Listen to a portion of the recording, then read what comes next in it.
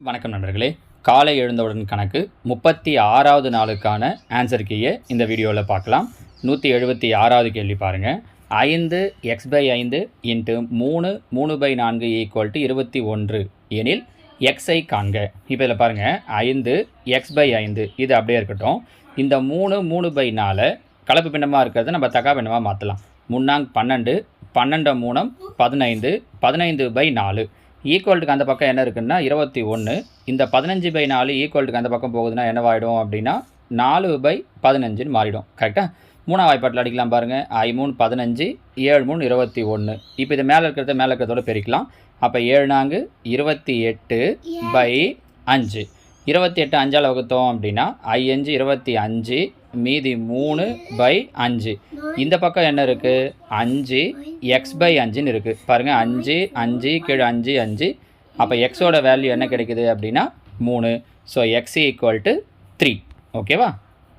அடுத்து 177 2m-1 + 2m+1 = 640 எனில் Mi காண்க. இப்போ ரெண்டுத்துலேருந்தும் பாருங்கள், நம்ம காமனாக எதை வெளியே எடுத்துடலாம் அப்படின்னா 2m வெளியே எடுத்துடலாம். மீதி 2m-1 2m+1 இருக்கும். ஈக்குவல்ட்டுக்கு அந்த பக்கம் 640 இருக்கும். அது இருக்கட்டும். இங்கே 2m-1னா எப்படி எழுதலாம்னா 1/2 எழுதலாம். ப்ளஸ் 2/1னா 2 தான். எல்சிஎம் எடுத்தோன்னா பாருங்கள், பையில் 2 இருக்கும். மேலே 2 4 + 1 5/2. அப்போ இந்த பக்கம் 2m × 5/2 இருக்கா? இந்த 5/2 ஈக்குவல்ட்டுக்கு அந்த பக்கம் போகுதுன்னா, ஏற்கனவே ஈக்குவல்ட்டுக்கு அந்த பக்கம் என்ன இருக்குன்னா 640. 5/2 அந்த பக்கம் போயிடுச்சு அப்படின்னா 2/5. 1 5 5 இங்கே பாருங்கள், 1 5 5 மீதி 1 2 10 மீதி 4 8 5 40.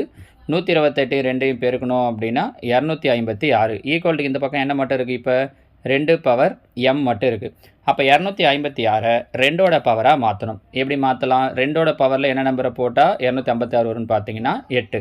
எப்படி சார் கண்டுபிடிக்கலாம் அப்படின்னா ஒன்றும் இல்லை, 256 இப்படி நீங்கள் 2ஆம் வாய்ப்பாட்டில் போட்டுகிட்டே வந்தீங்க அப்படின்னா முதல்ல 2ஆல் வகுத்தா 128, மறுபடியும் 2ல் போட்டிங்கன்னா 64, திரும்ப 2ல் போட்டால் 32, மறுபடியும் 2ல் போட்டால் 16, மறுபடியும் அப்படின்னு போட்டுட்டே வந்தீங்க அப்படின்னா 8 முறை வரும். அப்போ 2m = 2/8. நேற்று வீடியோலேயே சொல்லியிருந்தோம்ல, பேஸ் ஈக்குவலாக இருந்துச்சுன்னா பவரை ஈக்குவல் பண்ணலாம். அப்போ m = என்ன கிடைக்கும் அப்படின்னா 8. Option B. புரியுதுங்களா? இது ஒரு டிஃப்ரெண்ட்டான கொஷின் பாருங்கள். டெட்டில் கேட்டிருக்காங்க, டிஎன்பிஎஸ்சிலையுமே ஒரு முறை கேட்டிருக்காங்க. அடுத்து 178 √9x = √9/2 எனில் x = வாட்? இந்த ரூட் அப்படின்னா எப்படி எழுதலாம் அப்படின்னா ரூட் அப்படிங்கிறதுக்கு அர்த்தம் பவரில் 1/2ன்னு அர்த்தம். அப்போ இங்கே பார்த்தீங்கன்னா 9 பவரில் ஏற்கனவே என்ன இருக்குன்னா எக்ஸ் இருக்குது. அப்போ x × 1/2னா x/2. அது மாதிரி ரூட் அப்படின்னா ரூட்னா தெரியல, அந்த ஆர்ம்ஸுக்குள்ளாடி 3 இருக்கிறது. இப்படின்னா என்ன அர்த்தம்னா பவரில் 1/3ன்னு அர்த்தம். அப்போ 9 பவர் ஏற்கனவே இங்கே 2 இருக்குது. 2 × 1/3ன்னும் போது 2/3. இப்போ முன்னாடி சொன்னது தான், பேஸ் ஈக்குவலாக இருந்துச்சுன்னா பவர் ஈக்குவல் பண்ணிக்கலாம். அப்போ பவரில் இருக்கிறது x/2 = 2/3. டிவைடில் இருக்கிற இந்த 2 இங்கே கொண்டு வரேன். ஆல்ரெடி ஒரு 2 இருக்குது. அப்போ 2 4/3 அப்படிங்கிறது தான் எக்ஸோட வேல்யூ. Option B. ஓகேவா? அடுத்ததாக 179 √80 = k√5 எனில் k = √80 எப்படி எழுதலாம்னா 16 5 80ன்னு எழுதலாம். அப்போ பாருங்கள், 16க்கு ரூட் எடுத்தோம்னா 4, 5க்கு ரூட் எடுக்க முடியாது, அப்படியே வச்சுக்கிறோம். ஈக்குவல்ட்டுக்கு அந்த பக்கம் என்ன இருக்குன்னா k√5. அப்போ √5 கேன்சல் ஆகிடும்.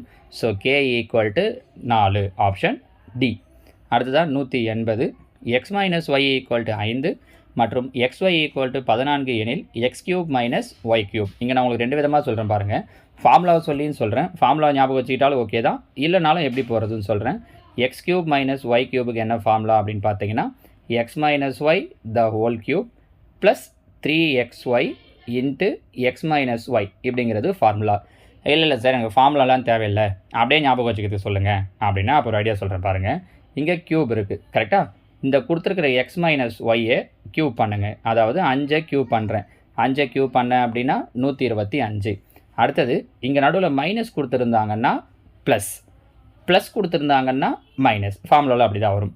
இதை 3 இந்த 2 நம்பர், இந்த 5ஐயும் இந்த 14ஐயும் 3 × 5 × 14 3 5 15 15 × 14 210. இது ரெண்டுத்தையும் கூட்டிட்டீங்க அப்படின்னா முடிஞ்சிடுச்சு. 5 3 3. அப்போ ஆன்சர் 335 335. ஒருவேளை இதே கொஷினில் இங்கே x + yன்னு கொடுத்துட்டு இங்கே x³ + y³ கொடுத்துருந்தாங்கன்னா அப்போ இந்த இடத்துல நம்ம என்ன பண்ணியிருப்போம் அப்படின்னா மைனஸ் பண்ணியிருப்போம். இவ்வளோ தான் வித்தியாசம். புரியுதுங்களாமா? ஸோ இதை நீங்கள் ஃபார்முலாவாக ஞாபகம் வச்சுக்கிறதுனாலும் இப்படி ஃபார்முலா ஞாபகம் வச்சு போடலாம். இல்லைனா ஃபார்முலா தேவையில்லை சார்னாலும் இப்போ சொன்ன இந்த ஐடியாவை யூஸ் பண்ணியும் போடலாம். நான் உங்களுக்கு 2 விதத்துலையுமே சொல்லிட்டேன். சரியா? அடுத்ததாக இன்றைக்கான கேள்வி நாள் 37. இதில் பாருங்கள், இந்த இப்போ 2 நாள் எதில் பார்த்தோம் அப்படின்னா சுருக்குதல் சிம்பிளிஃபிகேஷன் டாப்பிக்கில் பார்த்தோம் இல்லையா? இப்போ இன்றைக்கும் நாளைக்கும் என்ன டாபிக் பார்க்க போகிறோம் அப்படின்னா நேரம் மற்றும் வேலை, டைம் அண்ட் ஒர்க் டாப்பிக்கில் இருந்து பார்க்க போகிறோம். 181வது கேள்வி பாருங்கள். ஏ மற்றும் பி ஆகிய இருவரும் இணைந்து ஒரு வேலையை 16 நாட்களில் முடிப்பர். ஏ தனியே அந்த வேலையை 48 நாட்களில் முடிப்பார் எனில் பி தனியே அந்த வேலையை எத்தனை நாட்களில் முடிப்பார்? 2 பேரும் சேர்ந்து செய்யறதை சொல்லிவிட்டு ஒரு ஆள் தனியாக சொல்லிவிட்டு இன்னொரு ஆள் கேட்டிருக்காங்க. அடுத்ததாக பாருங்கள் 182. பி மற்றும் கியூ ஆகியோர் ஒரு வேலையை முறையே 20 மற்றும் 30 நாட்களில் முடிப்பர். அவர்கள் இருவரும் ஒன்றாக சேர்ந்து வேலையை தொடங்கினர்.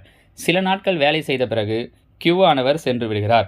மீதமுள்ள வேலையை பி ஆனவர் 5 நாட்களில் முடிக்கிறார் எனில் தொடங்கியதிலிருந்து எத்தனை நாட்களுக்கு பிறகு கியூ வேலையை விட்டு சென்றார்? ஸோ எத்தனை நாளைக்கு அப்புறம் கியூ வேலையை விட்டு போயிருக்காரு அப்படிங்கிறத கேட்டிருக்காங்க. அடுத்ததாக 183. ஏ என்பவர் ஒரு வேலையை 12 மணி நேரத்தில் முடிப்பார். பி மற்றும் சி அந்த வேலையை 3 மணி நேரத்திலும் ஏ மற்றும் சி அந்த வேலையை 6 மணி நேரத்திலும் செய்து முடிப்பர். அதே வேலையை பி தனியே எவ்வளவு மணி நேரத்தில் முடிப்பார்? இதெல்லாம் ட்ரை பண்ணுங்கள். இதெல்லாம் கொஞ்சம் வித்தியாசமாக தான் இருக்கும். ஏன்னா டைம் அண்ட் ஒர்க்கை வச்சு நம்ம இன்னும் பார்க்கல. ஏற்கனவே லாஸ்ட் இயர் வேணால் இதுக்கு மாடல் வேணும் அப்படின்னா நான் லாஸ்ட் இயர் டிஎன்பிஎஸ்சியில் கேட்ட டைம் அண்ட் ஒர்க் சம் எல்லாம் கம்பைல் பண்ணி ஒரு 2 வீடியோ போட்டிருக்கேன். நான் வேணால் அதோட லிங்க் இங்கே கீழே தரேன். அதில் ஒரு 20-25 கொஷின்ஸ் இருக்கும். அதை பார்த்தீங்க அப்படின்னா இந்த மாதிரி கொஷின்ஸுக்கெலாம் எப்படி ஆன்சர் பண்ணுறது அப்படிங்கிற ஐடியா கிடைக்கும். சரியா? 184. தச்சர் ஏ ஆனவர் ஒரு நாற்காலியின் பாகங்களை பொறுத்த 15 நிமிடங்கள் எடுத்துக்கொள்கிறார். அதே வேலையை செய்ய தச்சர் பி ஆனவர் தச்சர் ஏவை விட 3 நிமிடங்கள் கூடுதலாக எடுத்துக்கொள்கிறார்.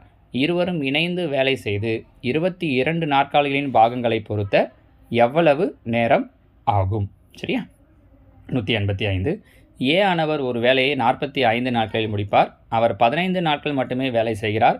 மீதமுள்ள வேலையை பி ஆனவர் 24 நாட்களில் முடிக்கிறார் எனில் அந்த வேலையின் 80% இருவரும் இணைந்து முடிக்க ஆகும் நேரத்தை காண்க. அந்த டிஎன்பிஎஸ்சிக்கான கொஷின்ஸ் சொன்னேன் இல்லைங்களா? அதோட லிங்க்கை கீழே தரேன். அதை ஒரு வாட்டி பாருங்கள். அந்த கொஷின்ஸை பார்த்தீங்கனாலே பெரும்பாலும் அதில் இப்போ நம்ம கேட்குற கொஷின்ஸ் எல்லாமே அவங்க லாஸ்ட் இயர் டிஎன்பிஎஸ்சிலையும் கேட்டிருக்காங்க. ஸ்கூல் புக்ஸில் இருக்கிற சம் தான். ஆனால் அதை எப்படி நம்ம ஷார்ட்கட்டில் போடுறது அப்படிங்கிறதுல தான் நம்ம டைம் சேவே இருக்குது. சரிங்களா? நான் அந்த ஐடியாஸ்லாம் உங்களுக்கு நாளைக்கு ஆன்சர் கீழே சொல்லும்போது சொல்கிறேன். இன்றைக்கி நீங்கள் இதை ட்ரை பண்ணுங்கள். நேற்றுக்கு கொடுத்த அந்த 5 கொஷினில் உங்களுக்கு எத்தனை கரெக்டாச்சு அப்படிங்கிறதையும் கீழே கமெண்டில் சொல்லுங்கள். ஓகேவா? தேங்க்யூ.